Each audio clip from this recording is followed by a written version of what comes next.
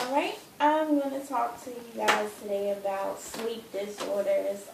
So many people have sleep issues, very, very common, and they tend to have a negative effect on people, whether it be through, physical issues, mental or emotional issues, and there's different types and different side effects and different effects that happen to the human body, um, you know, because of sleep issues. And ignoring sleep problems and disorders, they can lead to poor health, accidents, impaired job performance, and relationship stress. So it's very important that once you identify these issues with your sleeping troubles, it's good to find a way to ease it or, fix it in some way possible.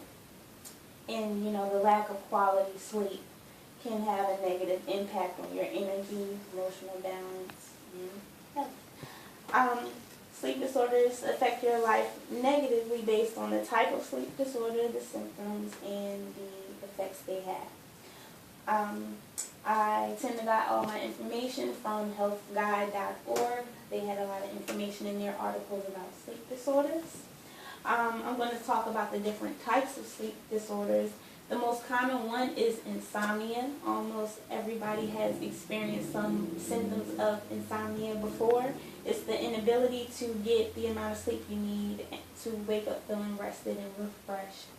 And it's, like I said, it's the most common. Also, there's sleep apnea.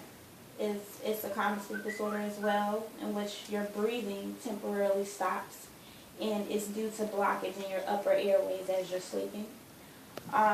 Restless leg syndrome, better known as RLS, is a sleep disorder that causes an almost irresistible urge to move your legs or arms. Quite a few people go through that as well. And then there's also narcolepsy, where, it involves excessive, uncontrollable daytime sleepiness, which is something a lot of people go through as well. And then there's always people with delayed sleep phase disorders, when people tend to not be able to go to sleep at a regular time at night. These are people who tend to go to sleep anywhere from 2 to 6 in the morning. And, if they could wake up later, they would. But, people have daily responsibilities. But those are people who definitely have trouble sleeping at night. And I'm going to talk about the symptoms of the most common ones, which are sleep apnea, narcolepsy, and RLS. The symptoms of sleep apnea include loud to chronic snoring, frequent pauses in breathing during sleep, gasping, snorting, or choking during sleep, feeling exhausted after waking up during the day, no matter how much time you sleep, and which can be really bad for people who have sleep apnea, because they can tend to fall asleep very, very, very easily during the day, even at work or any situation that they're in. And you can also wake up with a lot of chest pains. You can wake up with a very dry throat and nasal congestion and everything. And those are the most common symptoms for that. Restless leg syndromes, like I was saying, it involves moving your legs and arms in your sleep. You get very uncomfortable sensations in your legs where the only way to ease it is to move it. A lot of people toss and turn at night. They tend to have that kind of issue, only in the more chronic way, of course, because sometimes it could be like tingling, it could be painful. It just all depends on the person, how it affects their body. And like I said, the only way to ease it is to constantly move or stretch. And the sensations that you feel in your leg from RLS, it tends to increase at night when you lay down. More so when you're up and moving during the day, it's not so bad. And then narcolepsy is also one that is quite common. The symptoms for that include seeing or hearing things when you're drowsy and starting to dream before you're fully asleep. So a lot of people who have narcolepsy, they can hallucinate, or they can just go into a daze very easily. Those tend to be the people who can just, as they're talking to you, just nod off and just and just, they're out of it. They tend to feel suddenly weak, and their muscles are weak, and they start to have like this paralyzed feeling as they're waking up and dozing off, which I'm pretty sure is not good. The effects of these sleep disorders, they affect the physical, the mental, and they can affect your daily life. One for insomnia, which is, the most common one, they tend to have a lot of issues.